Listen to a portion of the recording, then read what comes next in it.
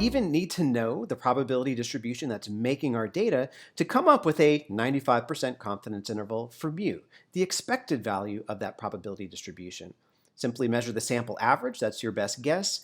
Get the standard error by getting the standard deviation over the square root of n. That's a good idea for how far off the sample average might be from mu. And then use the t-distribution in t.test to come up with a 95% confidence interval, a range of plausible values for mu that's consistent with the data that you've collected. Now, very often in business analytics, though, we're more interested in comparing the mu parameters between two or more different groups. So, for example, consider the distribution of response rates of the census form. So if we look at the response rates from block group to block group, basically track to track across the United States, we see a pretty big variation in the response rates, ranging anywhere from about 40% up to near 100% of households responding to that mail-in form. And in order to budget those workers that have to go door to door to follow up on those people that didn't send in their responses, we might like to compare different types of block groups to see if there's any statistically significant difference in the response rates. We need to send out more workers to those block groups that have problematic response rates, ones that are a bit lower than average. So take, for example, the counties of Tennessee. We actually see a pretty large variation in response rates from one county to the next. This data provided a snapshot of what the response rates looked like to the 2020 census. As the census was going on, these aren't the final response rates, but there definitely is a pretty big variation. So can we spot some sorts of patterns? Can we spot groups that have a higher rate versus a lower rate? What kind of statements can we make? So one thing that we might want to investigate is how the response rate varies with home ownership. What is the average response rate for these block groups where the majority of people own their home versus are renting their homes? And in the data, we do see some sort of difference. In those block groups where the majority own their home, the response rate's at about 81.9%. Where the majority rent their home, it's only about 72.5%. So our question is that difference statistically significant? We know that, if we're dealing with the probability distributions of two different groups and they actually have the exact same mu parameter, we're not going to measure the exact same value for the sample average. We expect there to be some variation just from the random act of going and collecting data. So the question is this difference large enough to convince us that the two mu parameters that are tied into the probability distributions making the data for the homeowners versus the renters, that they're actually different. And we're not just seeing a difference that naturally arises when we go and collect data. That's what we mean by statistical significance. Or we might be interested in investigating the difference in average response rates based on where people are living. Are they living in rural areas, suburban areas, or urban areas? We do see some difference in the averages from the data itself. Are those differences statistically significant? Are they pointing to the potential that the mu parameters for those three distributions that are generating the data, those three mu parameters might be different? Or is just this the amount of variation we might expect to see when we go and collect data?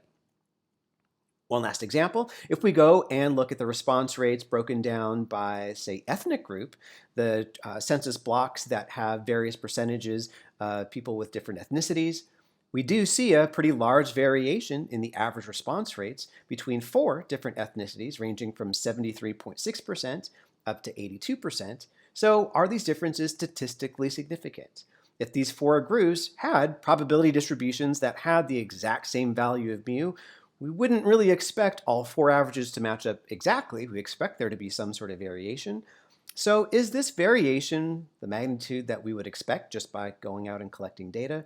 Or is it pointing to the possibility that the mu parameters for these four groups might be different? How do we go and compare groups? So in general, this process of comparing averages across groups is just known as A/B testing. We do this all the time in analytics.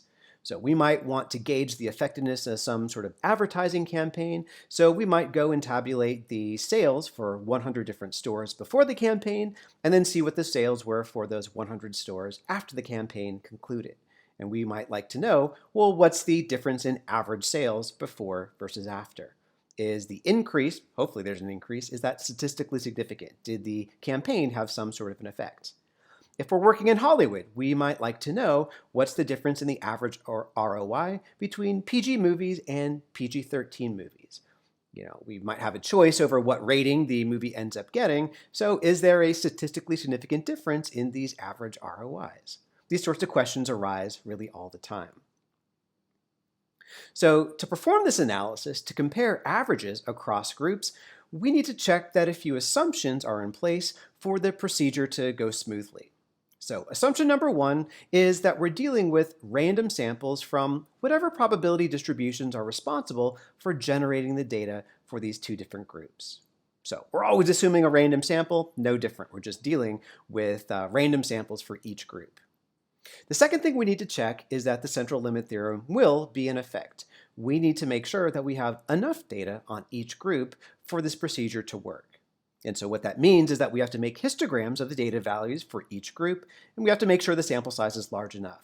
It's tied into the shape of that histogram once again. If it's roughly symmetric, about a dozen or more data points is all you need. If there's a little bit of skew, about 2 dozen or more data points. If you have more than 100, it doesn't even matter what the shape of your distribution looks like, even if it's really skewed. And then there's one more thing that we have to ask of our samples. Are we dealing with independent samples, or are we dealing with paired samples? Because the procedure is going to vary based on which situation we're in. So what's the difference, independent versus paired? Well, if we're dealing with independent samples, the values in those two samples have nothing to do with one another. If we had a data set of the ROIs for PG movies and a data set of ROI for PG-13 movies, well, the data values in those two data sets don't have any sort of logical connection. They're independent samples. If we were looking at the GPAs of men and women at the University of Tennessee, well, the GPAs in the male sample really have no relationship to the GPAs in the female sample, independent samples. Likewise, if we're comparing the average response rates of block groups that we found with urban areas versus suburban areas, well, those response rates don't really have anything to do with each other, independent samples. Paired samples occur when we can actually logically match up the data values in one sample to the other. So if we were checking to see the effectiveness of an advertising campaign, and we had data on 100 stores' sales before and after that campaign, we would be in the paired scenario, because we could match up a data point in the before sample with the data point in the after sample on a store-by-store basis. Likewise, if we were comparing, say, ages of husbands and wives, we have one data set of husbands, one data set of wives. We can match up those data points on a marriage-by-marriage basis. So once we've made sure that we have random samples and we have enough data for the procedure to go off smoothly, we just need to ask ourselves, hey, are we in this independent sample case or are we in the paired sample case?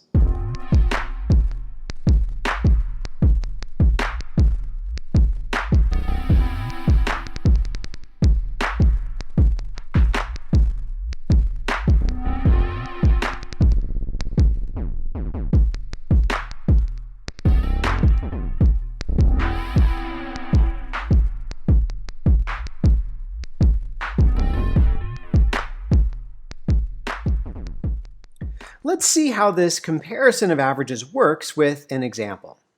So I have data from a grocery store chain. Maybe it's Kroger. And specifically what I have about the customers of Kroger are the wallet share of those customers and the loyalty card status. So the wallet share is going to be a number between 1 and 100 that represents the percentage of grocery store purchases that the customer makes at Kroger versus its competitors. So 100 means that every grocery purchase always happens at Kroger. And so I have the wallet share split up by whether or not the customer has that Kroger card or if they don't.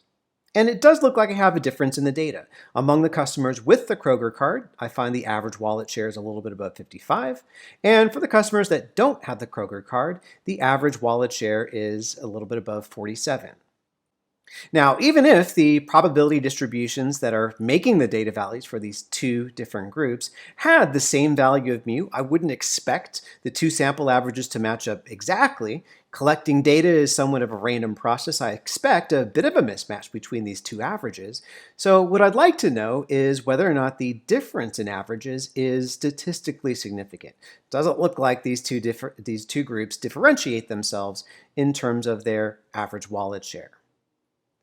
So to do the analysis, the first thing that I want to do is to check the sample sizes and to check the shape of the histograms. I need to know if the central limit theorem is going to be in effect, and if so, that'll allow me to conduct the analysis. So looking at the histograms, I find that both samples are a little bit bimodal. There's a peak close to 100 for both, and then another peak at lower values, between 30, maybe 40 or so. Now, based on the histogram, a little bit skewed, not ridiculously skewed, I would say that I would need at least 24 data points for the central limit theorem to be in effect. And the good news is that in this case, I have way more data than that. I have 347 customers with Kroger cards, 153 without. So really, regardless of the shape of the histogram in this case, since I have more than over 100 data points, I would have been okay. The central limit theorem would be in effect, and this analysis could proceed. So the question becomes, how far off is the observed difference in average wallet shares likely to be from the true difference in mu's of whatever probability distributions are generating my samples? So, in other words, what's the value for the standard error of my observed difference? Now, we have formulas for that. It depends on the sample size, it depends on the standard deviations of the samples themselves, but the calculation gets relatively involved. We're going to let t.test actually tell us this number if we're really interested in it. The standard error usually is just something we use to get the confidence interval, and t.test will give us the confidence interval directly, so we'll put a little pin in that. What I do want to make sure we know what's going on is exactly how this confidence interval is being constructed. Just like all other confidence intervals, we're going to take our best guess, the observed difference in sample averages, and then go plus or minus some number of standard errors away to get our confidence interval. Plus or minus 2 when we're estimating the theta parameter of a probability distribution, something close to 2 when estimating mu from just a sample. What do we need to do when we're comparing two groups' averages? Well, what we're going to do is we're going to think about how far off the observed difference in averages are across the two samples from the true difference in averages in terms of the number of standard errors that separate those. So it turns out that the number of standard errors that separate the observed difference from the true difference is well described by a t-distribution, once again, but the degrees of freedom parameter of that t-distribution is relatively unwieldy to get a number for. There's an expression for it, but it's really quite complicated. So all we need to know is that to come up with this confidence interval, we're going to take our best guess, the observed difference in sample averages, and go about 2, once again, standard errors to get our 95% confidence interval. The exact number of standard errors we'd have to get from a t-distribution, but the good news is that t.test is going to take care of that aspect of the analysis. So how do we set up t.test? Well, that's going to depend on how our data is stored. If we have one vector containing one group sample observations and another vector containing the other group sample observations, we'll let those two vectors be the first two arguments of t.test. If instead we have a data frame where one column contains all the numerical values and another column contains the group labels, what we're going to do is we're going to take the column name that gives the numerical values, separate by a twiddle, and then give the column name that has the group labels. So wallet share twiddle, loyalty card if wallet share is the name of the column with all the wallet share values, and loyalty card yes and no is the column that lets us know the group labels. In both cases, we'll get to the same place. What R will do is it'll let us know what that 95% confidence interval is. It'll let us know what the two groups' averages are as well. And if we add a $STD after t.test, it'll let us know that standard error if we really want it. So for this analysis, what is it doing? Well, it's comparing the average of the no group to the average of the yes group. No minus yes in this case.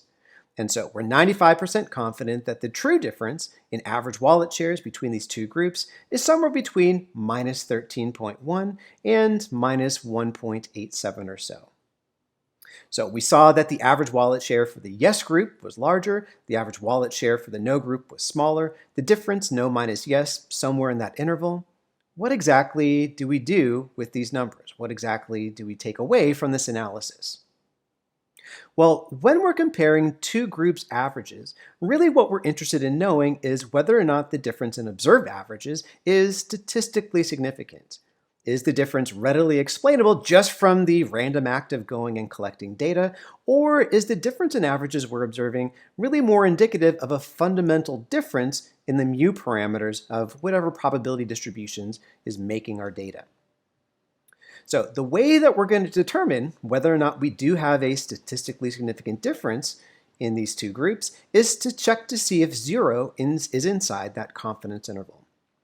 Why is this the case? Well, remember what a confidence interval provides us is a range of plausible values for that parameter we're trying to estimate based on the data that we've collected. So this 95% confidence interval for the difference in mu's gives us a range of plausible values for the difference in mu parameters based on the data that we've collected. So if 0 is inside that confidence interval, then 0 is a plausible value for the difference in mu parameters between these two groups. In other words, there is no difference. So if we find 0 inside that confidence interval, we say there's no statistically significant difference. Our data is consistent with mu being the same value for both groups. If instead, like what we see here, 0 is not inside that interval, what we say is that we do have a statistically significant difference in averages. It's really just not plausible that the two mu parameters are identical based on the data that we've collected. In this case, we're 95% confident that the difference in mu parameters between the yes and no groups here is between minus 13.1 and minus 1.9. Now, one thing we want to be careful about is to not overinterpret what we mean by plausible versus not plausible. So when we don't find 0 inside that confidence interval, we say that 0 is not a plausible value for the true difference in mu parameters, but it really is still possible to actually occur. Remember, when we're setting up our confidence interval, it has 95% confidence. Sometimes our confidence intervals miss the true value of the parameter that we're trying to estimate. So it's not like we can eliminate the possibility that 0 is the true difference in mu parameters. It's just not very plausible based on the data that we've collected. It'd be kind of an oddball set of samples that we collected for there to be no difference between those mu parameters. So to illustrate this, imagine the following simulation. So let me generate a random sample of size 35 from a normal distribution with a mu equal to 10. And let's generate another sample of size 15 from a uniform distribution that has a mu equal to 10. So in this case, the mu parameters of both these groups are exactly identical. But I would find that if I threw these two samples into t.test, a 95% confidence interval for the difference in mu's is minus 2.3 up to minus 1.2. 0 is not inside this confidence interval. So based on the data that I've collected, 0 is not a plausible value for the true difference in mu's. But in this case, by design, the difference in mu's was equal to 0. My confidence interval kind of gets it wrong in this case. So just make sure you're not overinterpreting what it means for a difference to be plausible versus not plausible. For a paired example, let's imagine the case that we want to study the effectiveness of some sort of weight loss regimen. So we have a data set of before weights, we have a data set of after weights. We can match up those data values on a person-by-person basis, and we would like to know if there's a statistically significant difference in the average before weight and after weight. If there was, then we could market our weight loss regimen as being effective. So in this case, when we have paired samples, actually what we do is we convert these two samples into a single sample of pairwise differences. So we actually simplify the problem by changing it from a two-sample into a one-sample problem and just analyze those pairwise differences as if we were doing inference on mu for some probability distribution by measuring x bar. So what that means is that we need to make a histogram of those pairwise differences to make sure we have enough data. For the weight loss example, the histogram of the pairwise differences looks to be roughly symmetric. So as long as we had about a dozen or more data points, the central limit theorem would be in effect. The good news is that we have 30 data points in this case, so more than enough data for the central limit theorem to be in play. And so what we're going to do is just come up with a 95% confidence interval for the average of those pairwise differences. Now, the good news is we don't really have to modify t.test much. We just have to pass as those first two arguments the vectors containing the values for those two different samples. And we're just going to add in the additional argument paired equal to true, so that t.test knows that, okay, analyze these pairwise differences. So when we run this command, what we find is we get a report for what the average of those pairwise differences were, minus 7.7. And in this case, notice that after was the first argument, before was the second argument. So on average, those after weights are about 7.7 pounds lower than at the average of the before weights. So is the difference in averages statistically significant? Well, we check that 95% confidence interval. We find that we're 95% confident that the difference in averages is between minus 8.6 and minus 6.85. 0 is nowhere to be found inside of that confidence interval. So yes, the difference in averages is statistically significant. It looks like that the average weight in the after sample is about 7.7 pounds lower than the average weight in the before sample. And we can say that that decrease is statistically significant. 0 is just not a plausible value for the true difference in averages based on the data that we've collected. Now, we've really got to be careful that we've chosen the correct approach here, the independent sample approach versus the paired sample approach, because we can get the wrong answer if we choose the wrong one. So with the weight loss example, if I didn't realize that these were paired samples, that I could match up the data values from the before and after samples on a person-by-person basis, and just assume that they were independent samples, notice what my 95% confidence interval would have been. I would have been 95% confident that the difference in averages was somewhere between minus 15.7 and 0.2. 0 is inside that confidence interval, so 0 would be a plausible value for the difference in mu parameters of the probability distributions making the data. And so we would say that the difference in averages is not statistically significant in that case. And so we'd be completely blind to the fact that, yeah, actually this weight loss regimen looks like it is overwhelmingly effective at losing weight. The average weight loss was 7 pounds or so. And so we just got to make sure that we always ask that question, are they paired samples, are they independent samples, and make sure that the approach with t-test matches up with the kind of data that we've collected. So how does this procedure change if we want to compare averages across multiple groups, 3 or more groups? So back to the census response rates example, we were interested in comparing the response rates between suburban, urban, and rural areas, or maybe 4 different ethnic groups. So what do we have to change about this procedure in order for us to compare averages across multiple groups? So this sort of question arises all the time in analytics. We might be interested in looking to see how do sales compare of clothing products based on their color. Maybe we're working for Hanes, we're selling socks. How does the average sales of socks that are white compare with the average sales of socks that are black, that are red, that are yellow, that are green, that are blue, etc.?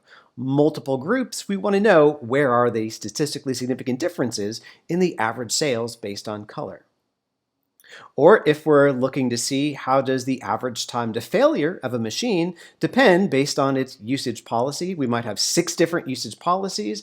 Are there statistically significant differences in the average lifetimes across them? And if so, where are those differences? So the example that I'd like to walk through in this case is comparing the average customer lifetime value across 6 different income groups. So in this data, what we have are customers split into 6 different income groups, 30,000 or less, between 30,000 and 45,000, 45 and 60, 60, 75, 75 to 90, and then finally an income group that is 90,000 and above. Now, looking at the average lifetime value in the data, we do see a pretty large difference in averages across these 6 different income groups. But we know that even if the 6 different PDFs responsible for making the data for these 6 different groups had exactly the same value of mu, that there would be some sort of variation across these 6 different groups. We don't expect them to match up exactly. The question becomes, is the variation that I'm seeing just due to natural sampling variation when I go and randomly collect data? Or is it more indicative of the mu parameters of those probability distributions actually being different? And in this case, looking at that data, the fact that it smoothly increases, that average lifetime value increases as I increase the income level of my group, seems to be a pretty good indication that there are differences, but I need to run the statistical test to see if those differences are statistically significant. So here are the additional considerations that we have to take into account when we're comparing averages across multiple groups. So when we have 6 income groups, there's going to be a total of 15 pairwise comparisons that we could possibly construct. So 6 total groups, choosing 2 of them, 6 choose 2 is 15. If we had, say, 100 total groups, 100 choose 2, that works out to be 4,950. That's a lot of pairwise comparisons to actually do. Now, our procedure for comparing any 2 given groups is pretty laid out. Assuming the central limit theorem is in effect, we have a procedure for getting a 95% confidence interval for the true difference in averages between those groups. But here's the problem. If we keep doing this procedure again and again and again and again, well, each one individually has a 95% chance of coming up with a range of values that covers the true difference. But eventually, some of those intervals are going to get it wrong. And so if we're comparing 6 different groups doing 15 pairwise comparisons, actually by design, if we don't make any modifications to how we're comparing the groups, we would expect about one of those confidence intervals to miss the true difference in averages. And that's not really going to do. If we had 100 groups, by design, after 4,950 pairwise comparisons, we would expect 248 of those confidence intervals to miss the true difference in averages. And that's not really okay. So we need to change our procedure somewhat if we're dealing with a collection of pairwise comparisons, comparing the averages between lots and lots of different groups simultaneously. So to illustrate how big of a problem this can be, let's consider 2 simulations. So let's imagine that we're comparing the average lifetime value across the 50 states of the US. So we have 200 customers from each of the 50 states, and by design, my experiment's going to be set up so that in actuality, the distributions underlying the lifetime values for all 50 of these states is going to be exactly the same. They're all going to be normally distributed with a mean of 2,500 and a standard deviation of 500. So I'm going to create samples for each different state of size 200. I'm going to go through this pairwise comparison procedure that we've already outlined for comparing 2 groups and just see how many of those confidence intervals miss the true difference in averages, which is 0 by definition in this case. So running through that simulation, well, to no surprise, there's a lot of those pairwise differences, the confidence intervals for them, that miss the true difference of 0, that actually don't have 0 in them. How many? Well, a total of 41 out of those 1,225 confidence intervals got it wrong, and that's kind of a big problem, especially when we're doing business analytics, because whenever we do find a confidence interval that doesn't contain 0, and say that there are statistically significant differences between those 2 groups, that provides some pretty actionable insight. If we discover that one group is better than another in terms of the average value of some quantity, we might choose to interact with that group very differently than the other. And so the last thing that we want to do is to be making these bad decisions where we don't really need to treat 2 groups differently when we don't have to. We don't have to come up with different strategies for interacting these groups when they're really just the same. So one more illustration, something that we might do in analytics if we have multiple groups, is we look at the group with the highest average, look at the group with the lowest average, and see if there's any statistically significant difference in the averages between those. So let's actually see how often our confidence interval procedure gets it wrong when we compare the group with the highest average to the one with the lowest average. Let's do something similar to when we were comparing the lifetime values across all 50 states, but instead let's just look at the lifetime values across 20 different states. So 200 observations for each of those 20 different states. We're going to go look to see which state had the highest average, which state had the lowest average, and we'll run our standard, without correction, t.test procedure for coming up with a 95% confidence interval for the difference in the true values of mu for those probability distributions making the data, which is 0 by definition with this simulation, but let's see how this works out. What we find is that almost in every single instance, over 90% of the time in this case, 93% of those 1,000 different experiments resulted in us thinking that the group with the highest versus lowest average had statistically significant differences when, by design, they really didn't have any whatsoever. So we would have been greatly fooled in this case, thinking that these groups were different when in actuality they weren't. So we definitely want to modify and correct our procedure. Whenever we're doing multiple comparisons like this, we need to make sure that our procedure that's coming up with the group of confidence intervals as a whole or as a family have a 95% chance of having all of those confidence intervals covering the true difference in mu parameters for those groups, and a 5% chance that at least one of those confidence intervals misses that true difference. So how do we do this? Well, the good news is that John Tukey figured this all out for us back in the 1900s. He was an extremely prolific statistician, and statistics would not be the same without him. And so he invented a concept called the honest significant difference. He said that, okay, when we go and compare multiple groups to one another, let's rethink how large of a difference in averages we have to see for that to be considered statistically significant. And there's a lot of math behind it. He figured it all out.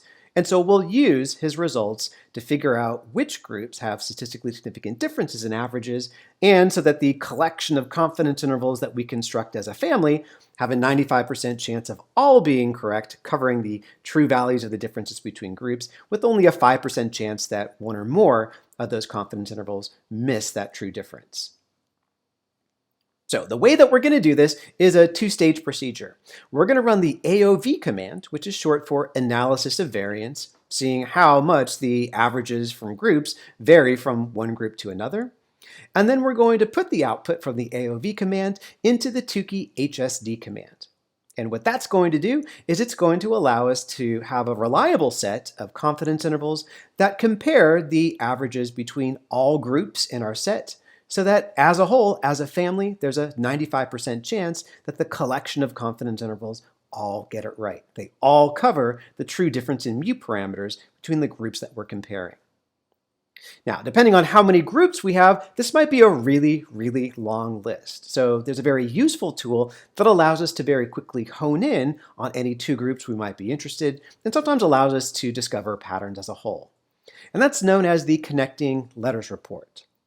So we'll take the results of the analysis of variance, we'll take the results from Tukey's honest significant difference, and we'll construct the connecting letters report that allows us to quickly spot which groups have statistically significant differences in averages. So the way the connecting letters report is constructed is that the group with the highest overall average is on the left, and the group with the overall lowest average is on the right. And beneath each group, beneath each income group, for our example right here, we're going to find one or more letters. And here's how we use those letters to discern whether or not the groups that we have in mind have statistically significant differences in their averages. If the two groups share at least one of those letters, there is no statistically significant difference in the averages. If they do not share any letter, then we can say that the two groups have a statistically significant difference. We'd have to go back and look at the confidence intervals themselves to say how big of a difference there is, but this at least tells us very quickly who's different and who's not. So for our average lifetime value example for these 6 different income groups, what we can say is that there is no statistically significant difference between the group with an income of $90,000 and more and the group with an income of $75,000 to $90,000. Why? Well, they're both connected by the letter A. However, we could say that there is a statistically significant difference in the average lifetime value of customers in the $75,000 to $90,000 income range and the $30,000 to $45,000 income range. They don't share a letter. One has the letters AB, the others have the letter CD. There's no connection, so there is a statistically significant difference in the averages between those groups. So in order for us to pull off this procedure, for this procedure to be reliable, the same sort of assumptions have to be in place when we are comparing just two groups. We have to have random samples. We have to have enough representation for each sample for the central limit theorem to be in place. So we've got to make those histograms, look at the shape, make sure we have enough data for that. And then there's an additional assumption, additional thing we have to check to make sure that this analysis of variance, this Tukey's honest significant difference, is actually reliable. Namely, we have to check to make sure that the standard deviations of the values in each of the groups are roughly the same.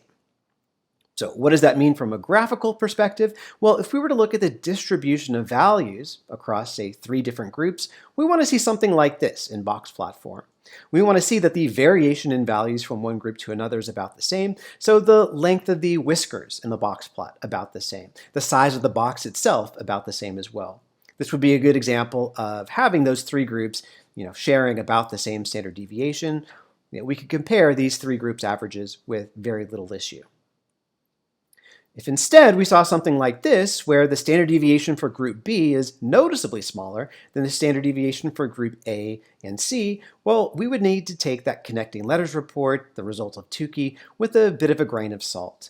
Since they're assuming equal standard deviations across groups and we don't quite see that here, well, we've done the comparison, but we need to be a little bit reserved about the conclusions. Now, another very common task in business analytics is comparing the probabilities that two different groups have some sort of characteristic. Which group has a higher probability, which group has a lower probability. For instance, imagining you're trying to design a web app and you have two designs in mind, the left design and the right design here. You conduct an experiment where you have 4,000 people view each of those different ads, and you keep track of the number of people that clicked on them. Maybe for the left ad, a total of 78 people clicked, so estimated probability, estimated click-through rate of 1.95%. And for the ad on the right, half that number clicked on it. So a p-hat, an estimated probability, a click-through rate of 0.975%. So how could we tell if there's a statistically significant difference in these two probabilities, the two click-through rates of these two ads? Well, what we're going to do is to take the viewpoint that, hey, we've already solved this problem because yeses and nos, clicks versus no clicks, are well within the realm of the Bernoulli distribution. Two outcomes, success and failure, one of which is a 1, one of which is a 0. We can actually treat these clicks and no clicks as 1s and 0s, and p-hat is simply the average value of that sample, the 1s and the 0s. So comparing two proportions is really just the same thing as comparing two mu's for two different groups, where the probability distribution is just outputting 0s and 1s for the data values that we're collecting. So it turns out, though, that there's a specialized procedure for looking to see how far off the difference in estimated probabilities might be from the true difference, and so let's walk through that pretty quickly. So we have a formula for the standard error of this difference, our best guess for how far off the difference in p-hats might be from the true difference in p's. And we have a procedure for coming up with a 95% confidence interval for this as well. It turns out that the sampling distribution of the number of standard errors, that the difference in p-hats is away from the true difference in p, actually is a normal distribution in this case. There's no t-distribution associated with it because there's no additional quantity that we have to estimate in order to figure out that standard deviation. Once we know p, square root of p times 1 minus p is the standard deviation. So we can actually get that with reference to the normal distribution. But for us, we're really not going to worry about hand calculating this at all because not t.test, but prop.test is going to be what we'll use as the main tool to get these confidence intervals. So if I want an approximate 95% confidence interval for the difference in probabilities between two different groups, I'm going to run prop.test. The first argument is going to be a vector of the number of successes for each sample, and the second argument is going to be the vector of sample sizes for each sample. We run prop.test, and we get the estimated probabilities for each of the two different groups, and we get a 95% confidence interval as well. So for the click-through rate example, ad A had a click-through rate of 1.975%, ad B had a click-through rate of 0.975%. Is that difference statistically significant? Well, the 95% confidence interval for the true difference in click-through rates is 0.004 up to 0.015. I don't see 0 in that interval at all. So 0 is not a plausible value for the true difference. Yes, we do have a statistically significant difference in click-through rates. Now, prop.test applies a few extra bells and whistles to how this interval gets created. So if you were to actually go and hand plug in these values into the formulas on the previous visuals, you come up with a slightly different set of answers. Go ahead and just use prop.test uniformly. It's really the better way to go about it.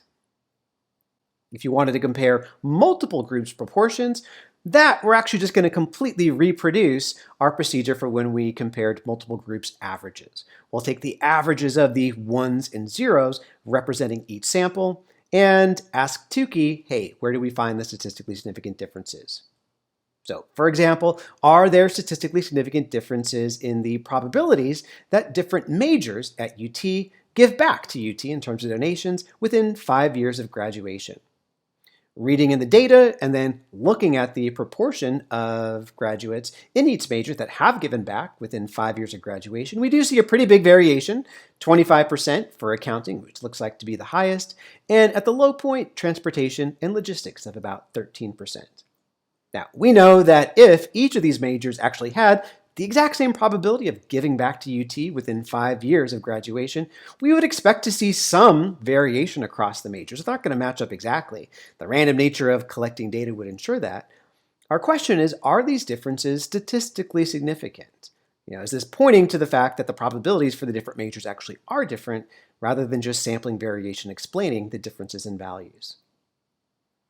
And so we'll do the same thing as when we were comparing multiple groups' averages. We'll set up the AOV command and we'll ask, okay, compare the proportions of yeses that we find for each one of these groups, and then we'll get out the set of confidence intervals.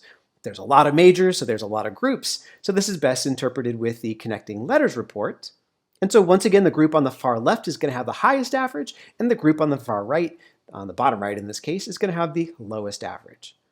So we see a variety of letters, and we can make some pretty strong comparisons. So what if I wanted to compare the probability for accounting majors and the probability for economics majors? Well, I can say that there are statistically significant differences in the donation rates between those two majors because they don't share a letter. Accounting has an A, economics has a C and a D.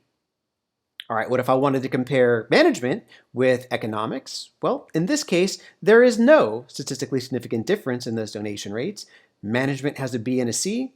Economics has a C and a D. They're connected by at least one letter, so no statistically significant differences in the probabilities between those two groups.